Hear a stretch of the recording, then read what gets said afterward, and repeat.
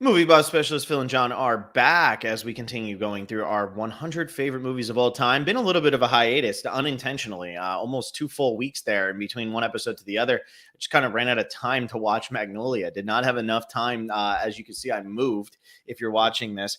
And because of that, finding a 3 hour window in a brand new house when you're trying to set everything up and do everything was not easy to do. The Witch, piece of cake. Got that done like a week and a half ago. Magnolia, a little bit different of a story. So we're on to number 27, our 74th episode, talking about Magnolia from 1999 and The Witch, which John actually spelled properly, though I refuse to ever put two V's. It's a W as far as I'm concerned. That's not what IMDb says. IMDb says it's two V's. It literally is two V's, but I'm not calling it the Vitch. So it's the way, like, you must now refer to it as the Vitch all night. Otherwise, it's just funny that they actually put that up there, because then also in Egger's last movie, like, he has a bunch of weird stuff like that too. Like, he doesn't just like doing his, he doesn't like to just be normal, which I guess is a good thing in the long run, but still. Yeah, absolutely. But it's Eggers. We let, you know what? He makes such good movies, we can let him get away with it. Yeah. Well, the fun part here is, John, we normally start with what the most popular movie is. We're talking about two pretty unpopular movies here today. Egger's first movie. Is this his first movie, or did he have like something random before this? This was his first movie. This was his first. I know sometimes like a director will be like, this is my first movie that went in the theaters, and then they had some random BS movie that John would sit here and tell me is like the most magnificent thing ever. But and then we have Magnolia from 99, which was Paul Thomas Anderson's follow-up to Boogie Nights. Boogie Nights, obviously much more popular. And There Will Be Blood comes out a bunch of years later, and that's very popular. Magnolia, I think, is a classic, but it's also very hard to get people to sit down and watch because it's 3 hours long, and it's not a 3 hour epic. It is 3 hours of humans, which is always an interesting thing. So don't really have a go-to on this one, so I'm going to flip a coin, and by flip a coin, I mean we're going to talk about Magnolia first and then talk about The Witch, just because I decided that's the way I wanted to do it, and I feel like maybe we'll have a couple more Paul Thomas Anderson fans in here than, or a few less. I don't even know. It doesn't matter. Both of these movies. Probably an equal amount at this point. Yeah. And the fun thing, John, I don't know about you. Did you watch any other movies this week? Because I did not. I did. I actually watched quite a few movies in this last 2 weeks.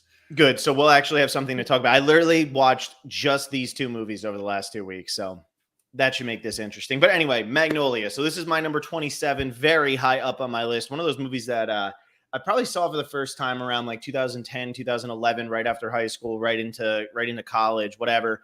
And it always stuck with me. Actually, the first time I ever saw this movie, it was on like Showtime or Encore or something like that. And I missed the first 15 minutes of the movie.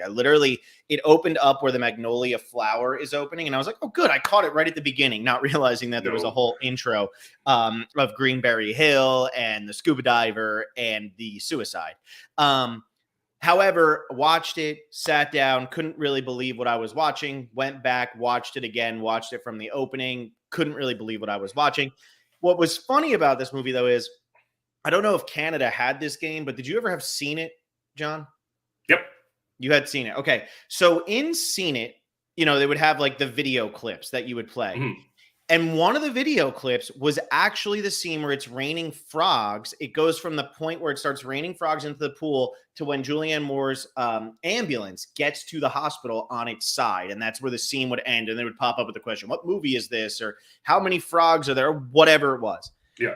And I remember always being like, what the hell is that movie? And then I sit down, I watch the movie, and I'm like, what the hell is this movie?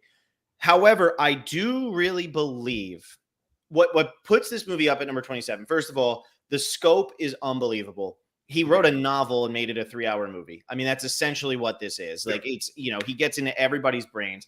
The acting is absolutely fantastic. Tom Cruise, with arguably the biggest robbery in Oscar history, won the Golden Globe, lost to Michael Caine because Michael Caine says something stupid the entire freaking movie. Go look up the Letterboxd #1 review for whatever that movie is, Cider House Rules. It's hilarious, and it's exactly how I feel about that movie. But anyway, the acting's great. But for a 3 hour and 8 minute movie, the pacing is absolutely ridiculous. It never lets up. Every character gets their moments. You get to know all of them. every scene is so interesting, and it's 3 hours and 8 minutes. I always pause it at the part with the worm, when the little kid raps about the worm, because for me, I always like to kind of like pause it, take in that rap, because that rap is so integral to the movie. I'll get into the whole thing with Orlando Jones, which, John, I don't know how much you know about Orlando Jones in this movie, but that's definitely a conversation we need to have here because it's very interesting. But I always like to pause it there. And it always blows my mind that that's 42 minutes into the movie. Because in my estimation, that's 20 minutes in. Like that, this movie just flies. This movie just absolutely flies. And my wife just texted me what the top Letterboxd review was. It's I can't focus. But anyway, this movie just flies. Every storyline, it rips through. I love the Amy Mann soundtrack. Oh, for the sake of momentum, Wise Up, all those things. Her cover of that is great. It just moves. And that's so hard to do. And yet I'm so invested in every character. They're all so unique. They all have their own stories. I remember one time I was speaking with somebody about this movie, and they said they couldn't get behind it because 2 old men dying is too much. And I felt personally, because I can understand where that's coming from. It feels a little repetitious, maybe. Yeah. However, it is showing the person who didn't lose it all now having to come to terms with everything as they're finding out their mortality and going the downward spiral. And then we're getting the person who's getting almost redemption on their way out with their speech about regret and everything like that. So I think every character is unique. The acting is fantastic. The story is amazing. And yeah, I mean, I couldn't believe when I was watching it this time how much dialogue I knew in this movie, to the point where I'm actually kind of concerned that this and Fellowship of the Ring and The Deer Hunter might be the movies that I can quote the most, and they're all over 3 hours long, and that really bothers me. But anyway, John, I just spoke for 5 minutes. What did you think about your first experience with Magnolia? One of the most interesting things about this movie is just how Paul Thomas Anderson is able to seamlessly switch between, I think we get, 6 consecutive storylines at the same time. Mm-hmm. And just these like natural switches that he does between them with these characters. Like, this is something that could really lead to confusion a lot of the time, but he seamlessly transitions from one set of characters to the next in a way where it's like you could just follow along the story so well. And the perspectives of the characters that we're like seeing this movie through change so much. We don't spend a lot of time at any single moment with many characters until we get kind of towards the middle of the film, where and I really enjoy that. That's how PTA does this as well, where he starts with like really short scenes of each character, and then they kind of grow in length the further we get into the middle, and then they kind of once again shrink towards the end. It has this like symmetrical style to it, which really just shows his mastery of film and his understanding of how an audience can understand what he's presenting. Yeah, so I'm a big fan of these types of movies. I mean, I had Crash on my top 100 list. Like, I really love these multi-character stories, these almost like unfocused whatever. Shortcuts is a great one by Robert Altman. I mean, Robert Altman was kind of, I don't know if he was the inventor of this genre, but he's the one that people mostly know for this genre. Nashville, Gosford Park, and then he goes and makes The Long Goodbye, which is like a straightforward whatever. But he was known for just kind of all these characters who come together. Some are going to have through lines, some aren't going to have through lines. But what I love about Magnolia that puts it above Crash and puts it above the Altman movies and things like that is that every character has their moment. Every character has a full arc. This movie takes place in one day. It's the morning to the night. That's it. And then the next morning when they wake up and, the frogs have fallen. This is all in one day. And yet it never feels like, oh man, like how, like, oh, they got to force this or coincidence or whatever. And I really do think that this was Paul Thomas Anderson's just reflection on coincidence and all these random things that happen in life that, Philip Seymour Hoffman's character in this movie cracks me up every time because you can clearly tell that it's just Paul Thomas Anderson writing like, just fucking trust me. Like, please just trust me. That is what that character is. However, those are the things where like something will happen, something will happen, something will happen, something will happen. And all of a sudden you go, oh, that would only happen in a movie. Wow, that's so ridiculous. But then when we watch it in a movie, we don't tend to buy it. We can't just go with it. And I think that's what I love about this movie is like, you think about how every single character is actually connected, where you have John C. Reilly, who's probably on the furthest outside. He comes into Melora Waters. Melora Waters' father is the host of a show. That show is owned by Earl Partridge, whose son is Frank T.J. Mackey, and you keep building it out and building it out. And you realize like there isn't coincidence in this stuff. Like this is how, like, if you were a adult version of a child genius, you would still be feeling this. And we've heard these stories about the parents stealing the money and all of that. And then you would be watching that show. Just so happens to be on the same night that Stanley decides he's going to have his I don't feel like doing this anymore. But why couldn't that happen? And I just think that it's such a deep exploration of coincidence and just what it means to be human. And that's what I love so much about this movie. Like it is sloppy. It's a mess. This is not a tight, concise movie, but it is so purposefully sloppy because everything is sloppy. Life is sloppy, and these characters are meant to be a mess and whatever. But I could not agree with you more that what he's able to do at the beginning is, man, that opening speech by Frank T.J. Mackey, whew, if you're not in on what the hell is wrong with this character, I don't know. And then it goes from that speech. You think about how this opens, this movie. It starts with, first of all, these three stories that are absolutely out of nowhere, just to reveal coincidence, almost to set up the audience for like, please just trust me. And then it goes into Frank T.J. Mackey, 1-800-TAME-HER. Okay. That ends with Officer Jim praying and hearing the voiceover of his dating app, essentially, his dating service, and talking about, I'm a religious guy. I like to work out, blah, blah. It went from a ridiculously graphic thing from this guy who clearly has issues to the complete opposite of those issues, but still somebody who's dealing with issues. We get to know those characters and everybody in between in the first 10 minutes of this movie. It's some of the best writing ever done in a movie, those first 15 minutes of this movie. And that, I guess you could say the first 20, 25 minutes, because if you include the introduction, the prologue, whatever it is.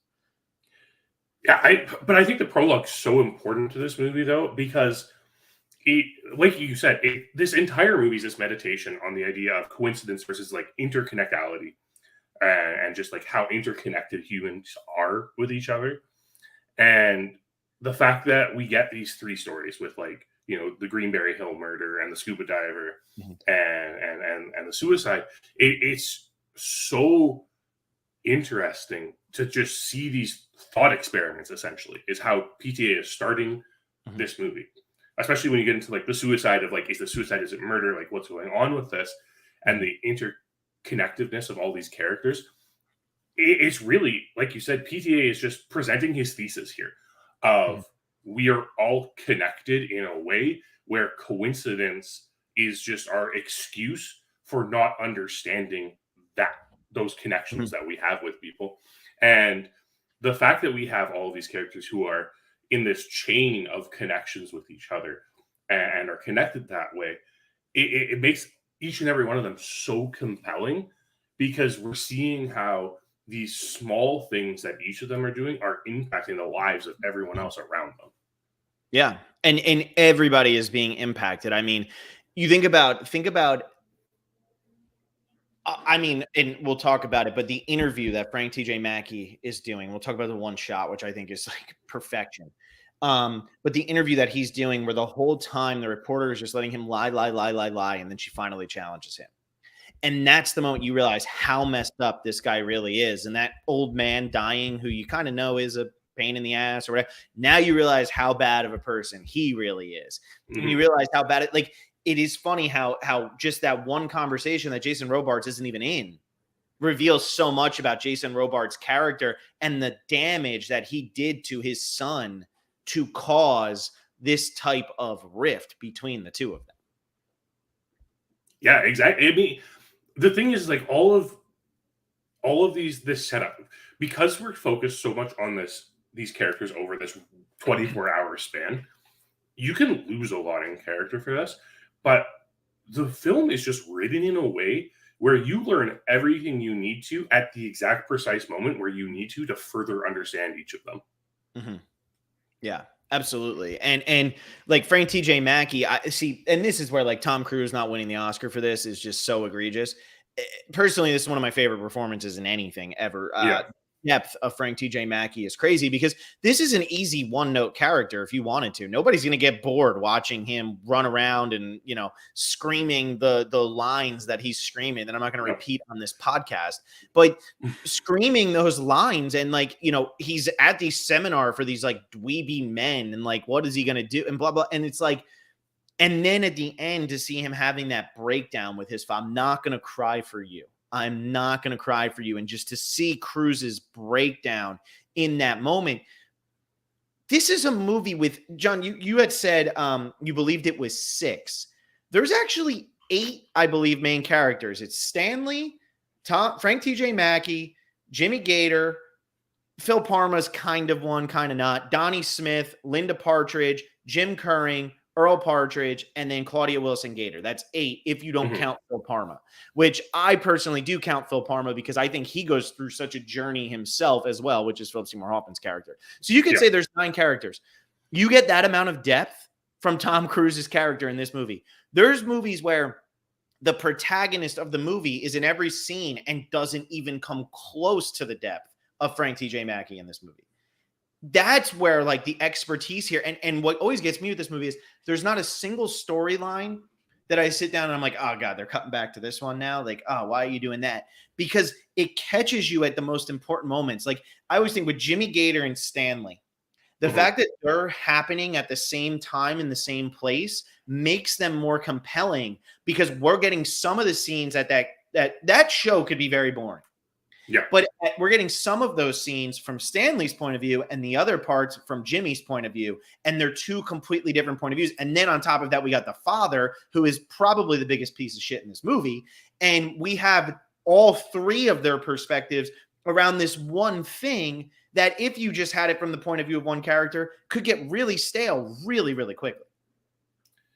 Yeah. I mean, it's just this great use of perspective to show this, and the contrast in perspective that we get from these characters is fantastic because, like you said, Jimmy Gator and Stanley, they're in these different things where like Stanley is feeling he is being pigeonholed into this very specific role that he is going to have to live to his entire life, and we're seeing this story play out for the previous Stanley. And we're like, yeah, you don't want that. That seems miserable. And then you have Jimmy Gator, who's been doing this his entire life. He's in the twilight of his career. He's dying of cancer. And he's incredibly estranged from his daughter.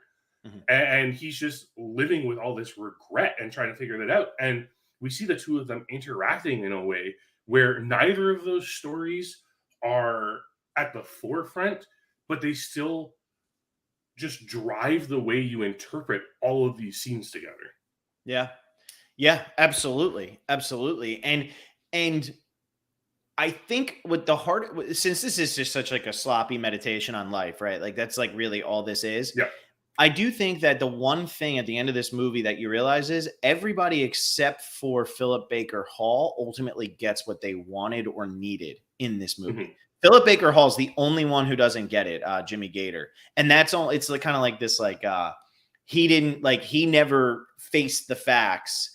And now he has to live with this forever, whereas everybody else is starting to kind of be able to come to terms with everything. I mean, this whole movie with Donnie Smith, think about how Quiz Kid Donnie Smith is so mentally messed up that he wants to get braces because he thinks that that'll make a gay bartender like him. We don't even know if the bartender's gay, but that's what he thinks. That's going to make the bartender love him because he's going to get oral surgery when his teeth are perfectly straight. I love that scene with Alfred Molina. Your teeth, you don't need braces. You don't need braces, Donnie. You don't need braces. I love that. But at the end of the movie, what happens? He gets hit in the face with a frog, falls on his face, and guess what? Now he needs the braces. What keeps recurring throughout this, and I do not know the Bible well, so I'm not going to pretend I do. But Exodus 8:2 is what keeps popping up throughout this whole thing. And if you look that up, if you refuse to let them go, I will send a plague of frogs on your whole country. I don't know what that's in reference to. I believe it's Moses or something, It is. The Exodus is the chapter of the Bible that's discussing, the plight of the Jewish people in Egypt and their suffering under the Pharaoh and things like that. But what it ultimately feels like too is like, okay, the suffering under the Pharaoh, and if you don't let them go, I'm going to send a plague of frogs. It's almost like all of these people are suffering. Every character, and this is like PTA's interpretation is, everybody in this movie is suffering, and they're all at their points where they cannot get through this. They don't know where to turn. They don't know what to do. And the frogs come and more actually send them in the direction. These, like, it's almost like these people couldn't go. If you're taking the literal here, if you refuse to let my people go, I'll send a plague of frogs. It's almost like the regret and the past will not let these people go. But the frogs come in and they do. And it allows, it's like biblical and it's not, and it's just PTA taking a huge chance. I mean, I think this is one of the most ambitious films ever made in the history of time because it's not some grand epic. It's just people and it has frogs and it has a scene where every character sings the same song and like all of that stuff. But if you think about it, once the frogs come, Melora Waters and her mother, they get back together. Officer Jim gets to be the hero after a day where he had a bad day. Donnie's going to get his braces. Stanley at a point where he is giving up, looking out the window and just saying, this happens. This is a thing that happens. It's almost like he's refound his wonder in the world. And now he's able to confront his father and know who he is. That's when Tom Cruise is breaking down on his father's bed and Phil Parma, almost, why is it raining frogs? This is when Julianne Moore gets saved. And all of these things happen when this moment happens. And I just think it's such an interesting way to bring this in. I mean, it's a breaking point for a lot of people in the movie. I mean, some people are going to sit down and watch this movie and be like, holy shit, I just watched 2 hours and 40 minutes and now it's raining frogs. Like, what the hell? But I do think that this is just PTA's way of being like, I'm taking this biblical thing, I'm putting a spin on it, and I'm making it as this is the freeing experience for all of these characters that we just spent so much time with. Because after that moment, we don't see Philip Baker Hall again, but we see all the other characters, and we see that every one of them is in a better place than they were prior to that moment. Yeah, exactly. It's definitely a bizarre scene when you're watching this for the first time. I had my roommate come in like partway through the movie, and then they're like, "Why is it raining frogs?" And it's like, doesn't matter. Yeah. It's just raining frogs. Like and that's a weird thing to say about a movie because at the same time, it's this bizarre thing. It's this thing that people talk about with Magnolia, but there's no point in explaining the context when they haven't watched the entire film. It's like, no, this makes sense given what's going on. Mm-hmm. And you're right. It's that point of it's tension relieving, right? It's such an absurd moment that everyone's tension can just be released at that time and they can let go of everything that's holding them back. Mm-hmm. Mm-hmm. And they do. And everybody comes out of this better. You know, they learn something, they grow in some way. And in Shortcuts, which was the inspiration for this movie, so Robert Altman's Shortcuts, it's an earthquake that happens that kind of unites all the characters. Like, you know, it happens to all the characters at the same time. In this one, it's raining frogs. You could sit there and say, this is ridiculous, whatever. What I do love about it, though, is that everybody's just like, why is this happening? It's, you know, This is a very realistic movie until that moment. However, I do think that moment is, I love that moment. I know for some people it is just such a turn up, but I love that moment. And I think it's an incredible, it's just, again, the ambition to sit down. And this was New Line Cinema saying to Paul Thomas Anderson, Boogie Nights was just one of the biggest hits we've ever had. Go make whatever the hell you want. And he showed them what a director will do when you tell them, go make whatever the hell you want. Because he just made this. Yeah, I mean, and it's fantastic. And that's just what it comes down to is like Paul Thomas Anderson can make a very good film. Always. Yeah. Well, and so I wanted to bring this up. I know I mentioned this earlier, but John, do you know about Orlando Jones in this movie? I do not.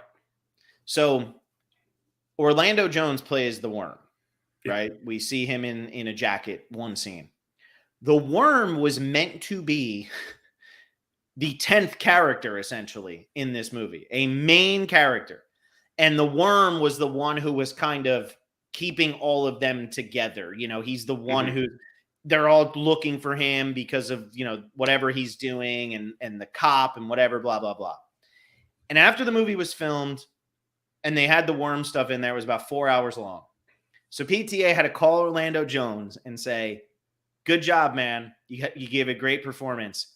I have to cut the whole thing from the movie. Orlando Jones is still credited in this movie, despite the fact that he is not actually seen in the entire movie because they had to cut his entire part from the whole thing. So the worm was meant to be an actual character rather than just like the rap. It's crazy, though, that it still works without him. However, he was supposed to be an actual character. That's really interesting because I was wondering that because I was like on the IMDb page and I'm like, Orlando Jones. I haven't seen Orlando Jones in this movie at all. And that makes a lot of sense.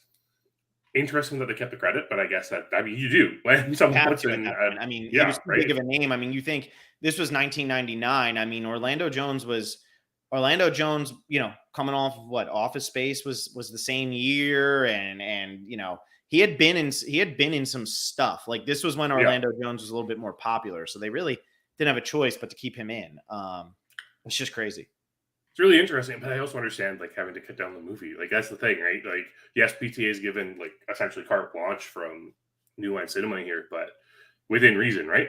Yeah, exactly. You can't have a 4 hour movie, but you could, but you could. What did you think about the Wise Up scene, John?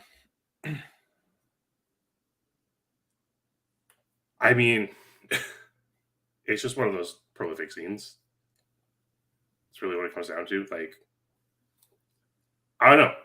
I don't know what there is to say about that scene that hasn't already been said about that scene. Yeah.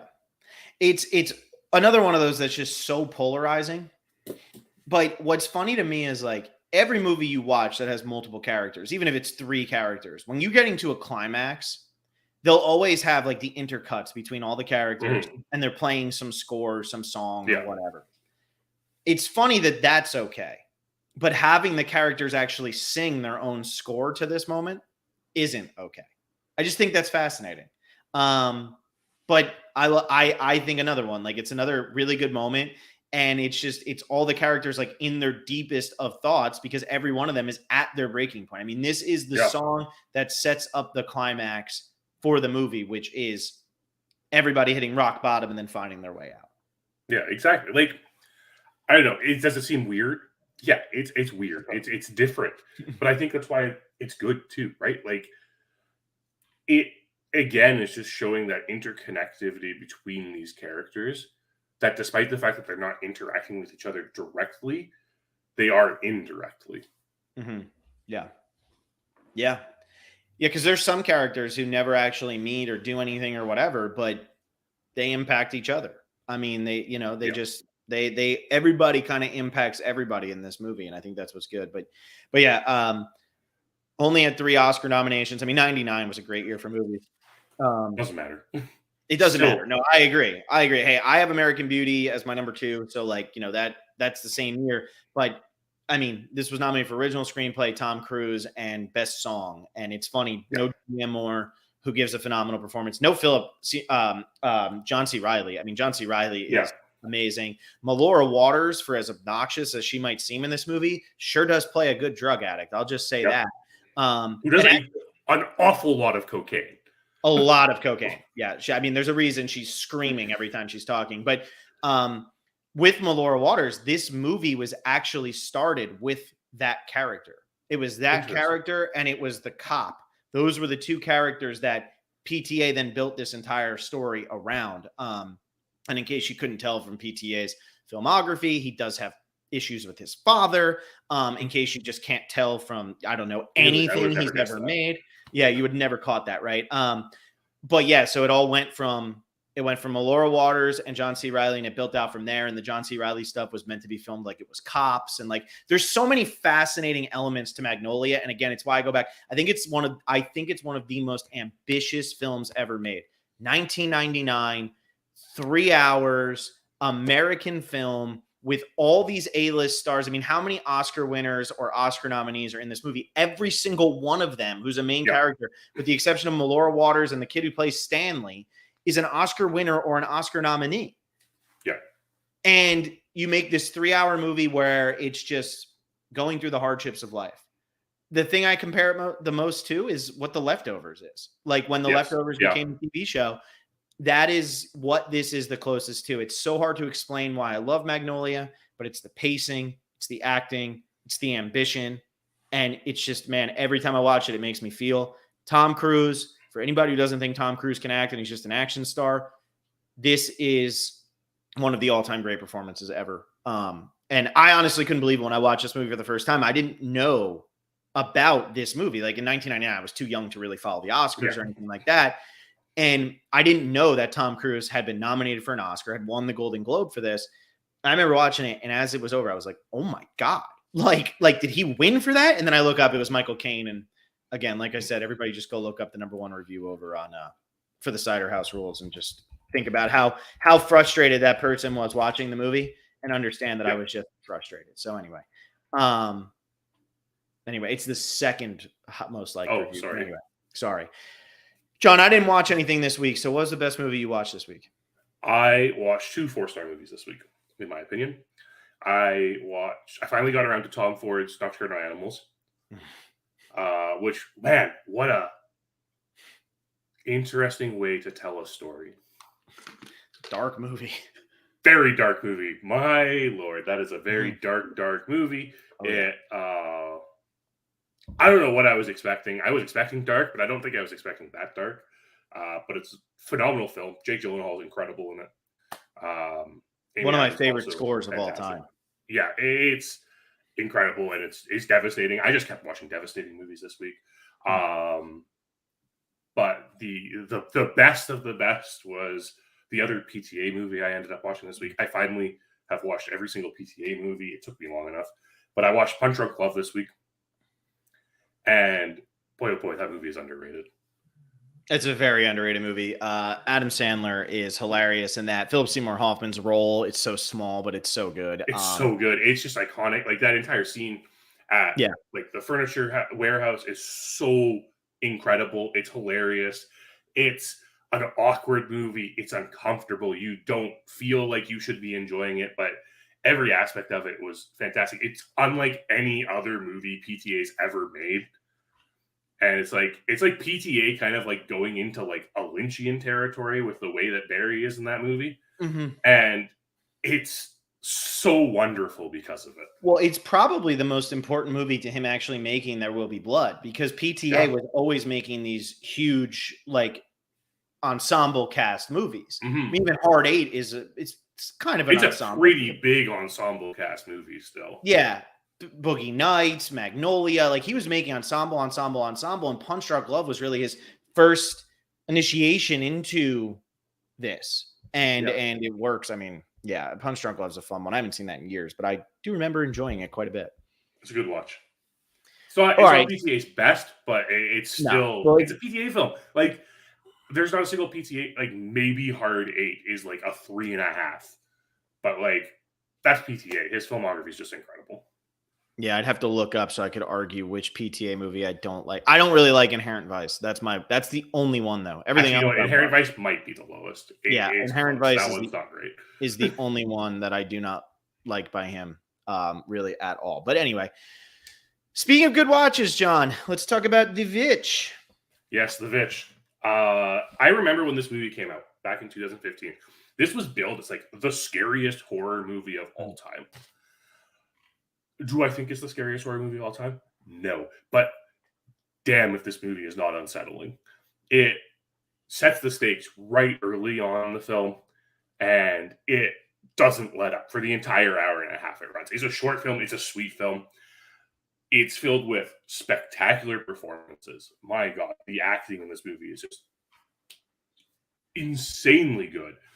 And the way that Eggers is able to build this story in a way where you don't know who is doing this to this family, it's phenomenal and engaging. And this is really the point where I think horror movies turned in the last decade. The Witch is just that turning point where, yes, it's not the first like slow burn atmospheric horror movie of the decade, but it is the point where people realize, oh, this is where we're going. It was the year before From what I think, let me just do a quick. Pretty Let me sure, do a quick. yeah, pretty sure it was the year before with like It Follows is where it started. And the Babadook, they both Yeah. came out in 2014, but It Follows and the Babadook, those directors haven't necessarily taken off. If I'm not mistaken. I mean, David Robert Mitchell did Under the Silver Lake, and that's really it. Yeah. I don't even know who directed the Babadook. That's a great question for me. Australian if you type person? one thing wrong on Letterboxd, it completely messes up. Jennifer Kent. And yet Jennifer Kent really hasn't done anything since. So, but with The Witch, it was building off of those. And as weird as it is, this was a more accessible movie. And here's why. I think this was more accessible because it wasn't set during modern times. It Follows, I think there's an expectation when you sit down and make like a slasher movie involving teenagers. That's tough to do. With the Babadook, it's a monster movie kind of thing. That's hard to do. But with The Witch, you set it in this time period that people like, that people are already kind of like, man, people were dying at like 12 during that time, play the Oregon Trail and, you're going to die of dysentery at some point. Like that's what this movie is. And I feel like that helped it because the first time I saw this, I was very disappointed in this movie. I really was. Because of what you just said, it was billed as this great horror, this, that, whatever. And I remember and by very disappointed, I mean, I thought this was like a 3-star movie. I was very disappointed. I thought it was going to be better. Like The Lighthouse lived up to my expectations. The Northman lived up to my expectations, but this just didn't live up to my expectations. And maybe it was because of how much I loved It Follows. It Follows has been a favorite of mine since the first time I saw it. But on the rewatch, I was like, man, if this wasn't billed the way it was billed or, advertised the way it was advertised, wow, I would have enjoyed this so much more. Because really the problem with it is after that initial scene of the baby being stolen, it's not that scary from there on. It's loud. There's some creepy moments. The part where the son dies is very creepy. But it's not like horror. It's kind of like the Blair Witch kind of thing. Yeah. And it almost felt like to me that this was my Blair Witch for a second, where like when people in the 90s heard, scariest movie of all time, this is I'm watching, like, that was stupid. I hated that. Yeah. Not that I hated this, but it just didn't hit me that way. On this rewatch, I loved it. Also, I know he's not the best looking guy in the world, but can we give Ralph Ineson more movies? Like, can we give him more roles? Because I know he's not the best looking guy. I know he's not an A-lister by any means. And I know he's in the Harry Potters and the Guardians movies and Star Wars, but like, he's not playing meaty roles in those movies. This guy can act. He can act. He can act. He can act. And really, the first thing that I remember him from was in Game of Thrones, where he's the one who ultimately convinces Theon to take over Winterfell and knock him on the head. And it was a good speech. And then we never see him again. Such a great actor. He's phenomenal in this. And actually, Kate Dickie also, understand, like, not the best looking actress, not an A-lister, but can we get Kate Dickie more? Because she's also, what is it, Leon? Lady Aaron. Yes. She's fantastic in that too. Like, get these people some roles. Obviously, it was always going to be easier for Anya Taylor-Joy to come out of this getting roles because she is incredibly good looking and she is an A-lister as far as I'm concerned. But still, would be nice to see Kate Dickie and Ralph Ineson after these performances get a little more credit. I mean, both of them were in the Green Knight last year. But again, it's in bit roles, right? They're on the side. Yeah, they're not and despite the fact that they give such phenomenal performances in this movie, like, you feel for this family this entire time because they're going through trauma. You despite the mother's terrible treatment of Thomas in the entire movie, like, it's understandable why she's acting like this. She's upset with her husband who has relocated them to a place where it's like, oh yeah, you're just going to die out here. She has lost her child to who knows what because another child wasn't paying close enough attention to her. And like, it's so devastating. It's understandable what's happening. And the way that Eggers films sets up the film is there's one of the most phenomenal scenes in this is where they're at the river and the brother's washing his clothes and, like, perving on his sister and stuff. And Anya Taylor-Joy goes into her, but I'm the Witch of the Woods speech. And it's terrifying. And it's just this beautiful moment where you're like, wait, but is she? Does she know? Is there something Does she know? in her? Like, yeah. Like, is she the witch? And of course, we get to the conclusion of the film, and we find out no, she is not quite a witch yet. But there's this belief that she's the one who is, behind everything that's happening, despite the fact that there are two very creepy twins running around saying they're talking to a goat. Which they are. They are actually talking to Black Phillip, like the whole movie. Yeah, the entire movie. And it turns out Black Phillip is the devil. So, it's crazy how Eggers is able to build this amount of mistrust where it's like, you're just not sure who is responsible for the misfortunes this family is going on. Is it the father for relocating them there in the first place and like believing that they don't have to be part of this colony and that they can do it themselves? Is it Thomason? Is she a witch? Is it the twins who are like talking to this devil goat? Is it the mother? Maybe she's the one behind it all. She seems on the verge of like being pretty crazy. She might be doing this all herself. But in the end, there's a beautiful detail Eggers puts on this film. And I don't know if you caught this. The scene where the father and the son are looking at the corn. How much attention did you pay attention to the corn? Probably like a 2 out of 100.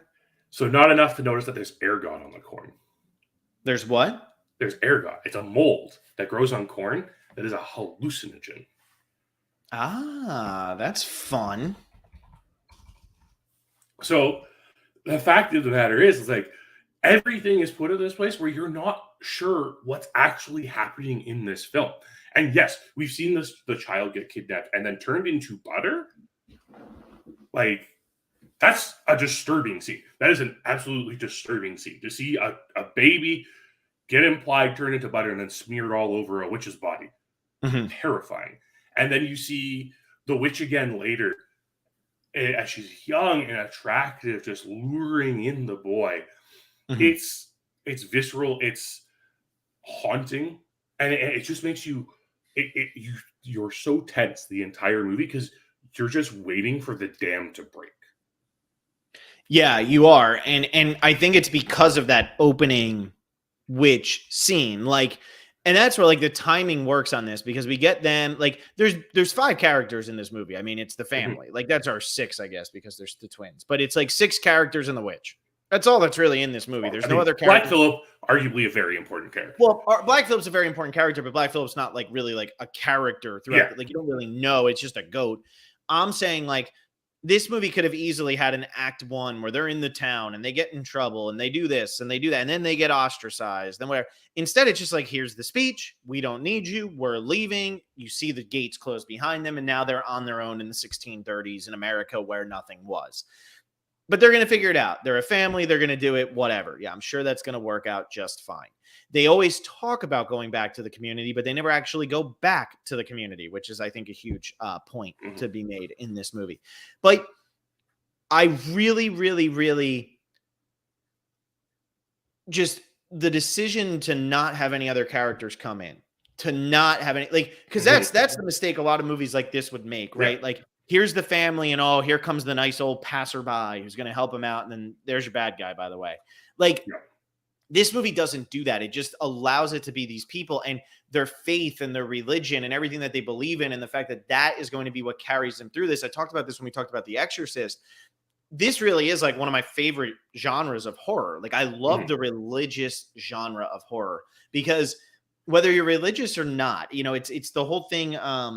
It's the whole thing in The Usual Suspects. I don't believe in the devil, but I'm scared of him. Like it's that thing, whether you're religious or not, you don't want to be the one who gets Reaganed. You know what I mean? Like you're not really trying to be possessed by the devil just in case he's there. You don't want to be Rosemary's Baby.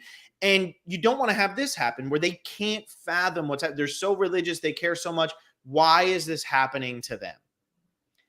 And it is funny that in a lot of these movies, they generally have it, at least in the smart ones, in the good ones, they generally have it where it is a good family, law-abiding, religious, who is being the most affected by this, or at least pure in some way. And I think that's what makes it more disturbing. We're seeing this family that has been ostracized, but is going to be able to do this together and get through this. And we see them being preyed upon, despite the fact that they are doing everything they think is correct through their religion. And we see that, Exorcist, Rosemary's Baby, they're not necessarily religious, but they're not doing anything wrong. And I think that always makes it a little bit more compelling and a little bit more difficult to watch when these people start going through the negative aspects of things, because what did they do? Why? It's the randomness of the whole thing. And not for nothing, Thomason feels a little too excited to be a part of this at the end. Good for her. She's like, "Whoo, I'm a witch now." But, is what it is, I guess. I guess she can't really, right? You know what? With how she was treated over the course of this movie, she deserves it. Like, all power to her. Like, everyone thought she was a witch anyways, might as well be one. Yeah. She gets to live deliciously. Who doesn't want to live deliciously? Yeah. Yeah. She's floating. I mean, she's taller than a tree at the end of this movie. So, there's always that. Exactly. And which also gives us one of the great, Eggers shots, the silent laughter shot that Eggers takes. It's phenomenal. It's a great way to close this film, of just Thomason's just laughing, cackling as she's floating up into the tree. It's fantastic. And it does feel like a good for her moment, but in the way where it's like she's accepting the world that she has been forced into. It's this big, it's this thought process on it. I think the themes that Eggers is putting out in this movie, this idea of are we born sinners, and are we irredeemable as a humankind as always? And it's also, if you look at it, there is this underlying feminist approach to it, and especially with it's exasperated during Puritan times, but women get blamed for a lot of stuff that happens. Yeah. And that's what we're seeing here, is that because Thomason is the one that happens to be there when Sam's kidnapped, yes, okay, she should probably be blamed for that one. Fair point. But it's the cup goes missing, and Thomason's clearly the person who hid it. And the thought process of, oh no, there's no way that this one thing we have that is worth anything was sold by my husband so we could keep surviving. It's those little things, and it's that build up there. And it's these themes that really anchor this movie together, because Eggers puts them in the forefront, but then doesn't fully address them and lets you come to conclusions about them. Yeah. Well, yeah. And it's really just the lack of trust the mother has in her after losing the one child, because of how much of an impact it has on the mother. That's where all this starts to come in. And I like that Thomason is ultimately becoming a witch at the end and everything like that. But at the same point, it's I also kind of like the idea that she wasn't really doing anything bad or manipulating or anything. And we see the movie from her eyes, because realistically, she is our protagonist, even though we do get scenes with Jonas and William, by themselves. But Thomason is our protagonist, the whole movie. So I don't know. I appreciate that we don't really know, or that she's not bad, and then she just ultimately gets there. And what else is she going to do anyway? I mean, now she's a witch, and to set it during this time period and make her a witch at the end, and just be yeah, witches were real back then. That was a serious concern people had back in the day, Yeah, absolutely. And it makes you think, was everything in this film orchestrated by Black Phillip in order to get Thomason? That's what it feels like. Right. And it's is this coincidental? Is this the fact that okay, there happens to be a baby here. Yeah, we're going to steal that baby and turn it into baby butter for us. Whatever, that seems excusable. Nothing else happens on the farm until Jonas goes out into the forest and gets, abducted by a witch. So it's framed in a way where it's is this coincidental or is this orchestrated? And that's kind of the beauty of it, because again, it's Eggers just posing questions that he is willing to let the audience be smart enough to ponder themselves. Yeah. Well, and I think that's the good part about, that's what makes good horror, is when you're not just saying, no, this is what it is. This is what it, let people think. Here's my question to you, though. Why do you think Robert Eggers ultimately caught on? Now, and by this I mean, there's a lot of directors who will make one really good horror movie, and it'll be like an okay, moderate success, and then they'll put something out not too long after that, and then you never really hear from them again. Why do you think that Eggers was able to kind of overcome all of this? That goes on with a lot of one horror directors. It was 4 years before The Lighthouse came out. And The Lighthouse isn't really a horror movie. It's a weird movie, but it's not really a horror movie. And then 3 years after that, you have The Northman, which comes out. Mm-hmm. So you only made 3 movies in 7 years. But why do you think that, like, Robert Eggers has caught on in a way that David Robert Mitchell hasn't, or Jennifer Kent? Like, what do you think that is? I think there are a few things that contribute to it, and it's impossible to talk about Eggers and not mention the influence that A24 as a distribution company has in the success of these directors like Eggers, like Ari Aster, who create these atmospheric horror movies and have a means to have them distributed. We're just in a time period where people appreciate the little guy so much more than the big guy. Yeah. And I think that really helps, where it also helps. I mean, A24 is a distribution company. They've produced very few movies. They finally got into the production side of things, but they're just distributors. They move movies around. And the fact that A24 kind of set this name for themselves with these slow burn atmospheric horror films, it just had this, it was just this grouping of films that had people able to glom onto them, right? And I think what Eggers really does is, again, it's Eggers trusts his audience, which is the mistake that a lot of these horror directors don't do. And even with like The Lighthouse, if we're even just looking at The Lighthouse, like, he's able to get some pretty big names to be the two people in that movie.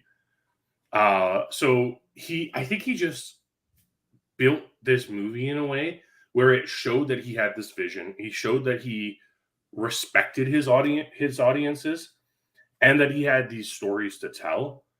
And that's why, I mean, The Lighthouse is way up. We're going to talk about that in several weeks from now, still, where it falls in my top 100. But he just has this style to him that really works in the time period.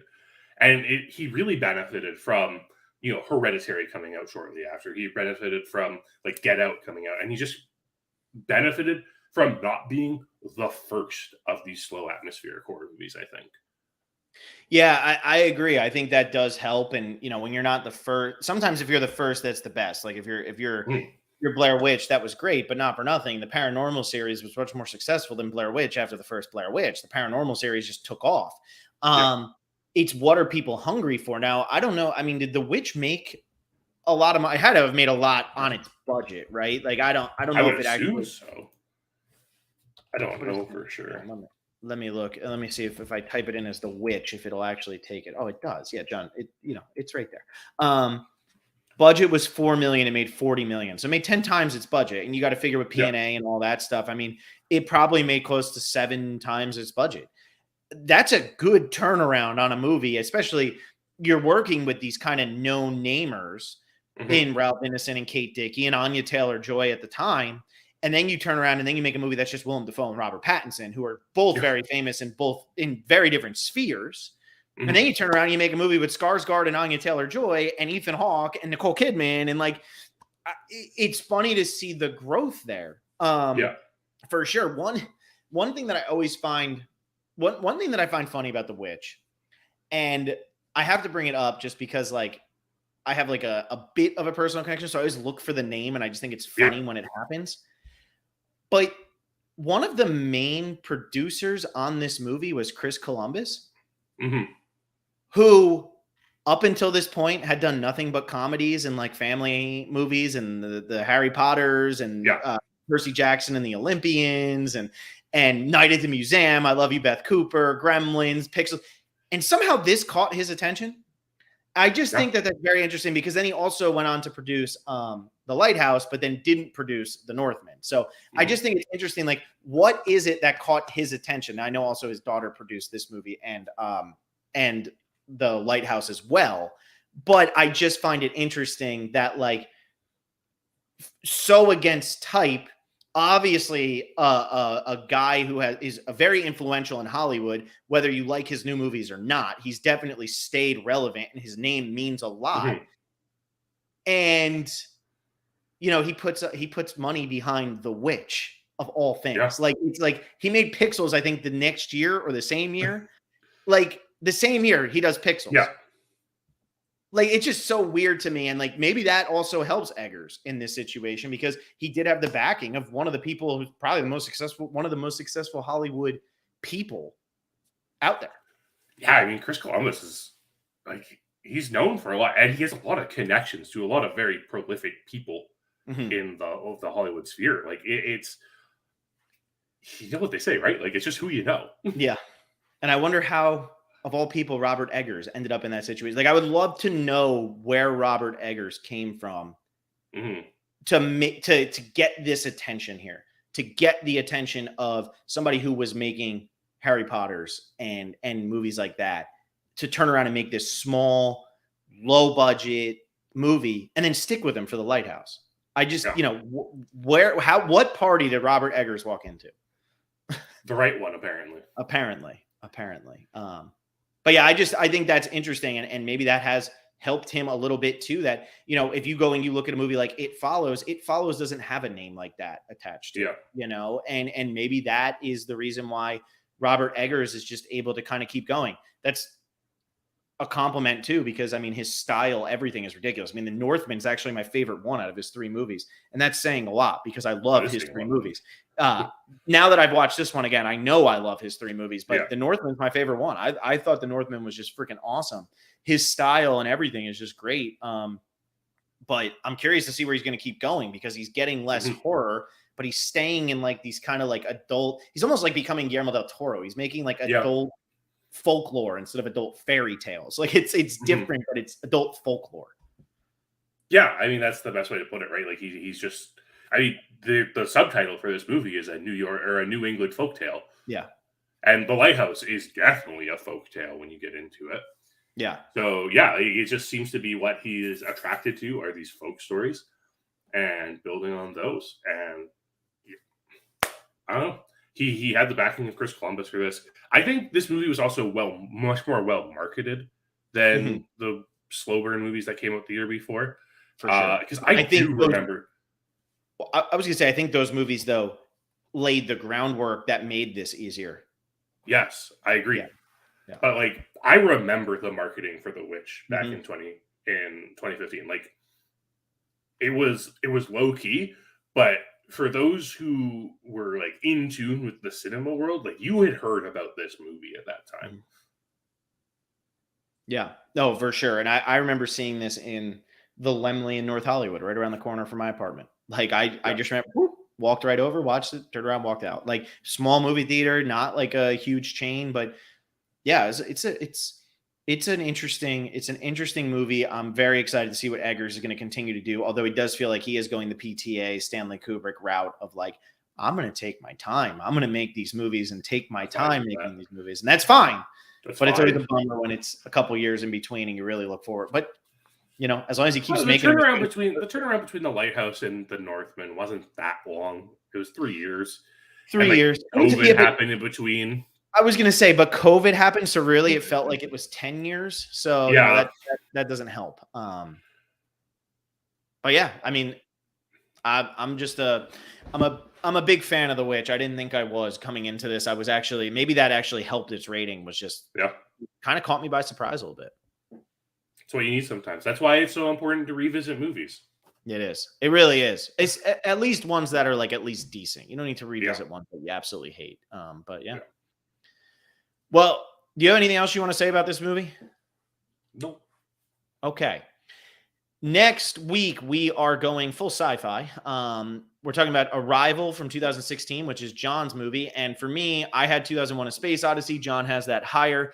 So instead, we're going to be talking about Interstellar, which I think is our generation's Space Odyssey. And people can shoot me if they want for that. But I really do believe that. And I can't wait to talk about that movie, because even though it didn't make my top 100, there was definitely an iteration where Interstellar was in it. Can't wait to rewatch it. Even if Christopher Nolan has pissed me off relentlessly since then.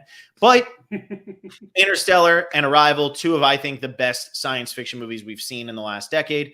Very excited to sit down and talk about those. Not sure what day we'll be doing this yet. Been having some personal stuff, so we're trying to figure all that out. But just stay tuned. Thank you all for listening. Thanks for being there. John, always a pleasure. And we'll see everybody next week. That's our number 26. We're almost into the top 25. So we'll see everybody next week.